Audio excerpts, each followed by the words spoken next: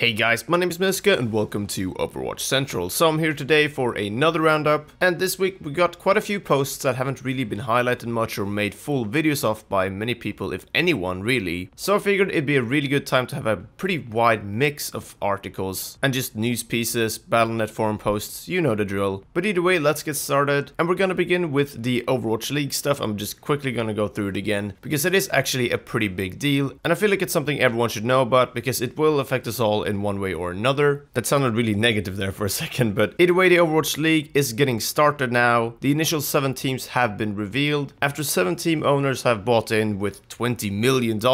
So a bunch of city names have been secured. You can check out the Overwatch League website in the description for that. Either way, this is huge for the game, Blizzard, and the people playing the game, us. This puts Overwatch in a different situation compared to before. We might actually see in-game cosmetics be added in connection with all of this. This puts Overwatch in a new position in the esports industry as well, and it will be interesting to see how all of this turns out. Point is that the Overwatch League is finally getting started and a bunch of teams have bought in. If you want to read more, check the links in the description, but we're gonna move on to more classic roundup posts, beginning with Reinhardt. We've talked about Reinhardt before. We made a video about all the issues that he had. Some of them were fixed, but a bunch of them weren't really. He's still been fairly unresponsive and broken in the past couple weeks or so, and now Reinhardt has been fixed, or at least most of Reinhardt. There's still some little kinks here and there, but a lot of it has been fixed. What essentially happened was that Jeff Kaplan responded to one of the big posts talking about Reinhardt being broken, and then the same day an update came out for the PTR, and indeed in there we had a Reinhardt change, improving the hammer swing speed, but just in general fixing a bunch of the issues. I wanted to bring it up in today's roundup because we talked about Reinhardt on the channel a bunch, but also even mentioned these issues in another roundup, so I wanted to sort of follow up on that. Next up we have a really interesting post, also from Jeff Kaplan, and it's talking about win rates. Basically, a lot of people, including us, have been interested in how the 2 CP maps are actually doing, how they compare to other maps in terms of win rates on attack and defense. So Jeff Kaplan actually chipped in not long ago, just last night really, and listed the win rates for attack and defense for all maps in quickplay. This is the time period from the 14th of May to the 12th of July. Not even Jeff was quite sure why he had this time period in particular, but yeah, that's the stats we've got. I'm gonna show all the win rates on the screen right now, but just to name a few, Hanamura attack and defense are actually very equal, with 49.79% for attack and 50.21% for defense, so that's actually really good to see. And even Volskaya in quickplay has a 49.76% on attack versus a defense win rate of 50.24%. Those are just a couple examples though, you could check it out for yourself. There's some more extreme ones like Horizon in there. But yeah, I wanted to bring this up here since a lot of you guys have actually been asking us about this sort of stuff on Twitter, and there's no actual real-time updated stats available for all of this, so it's interesting to get these sort of occasional insights into stats from Blizzard directly.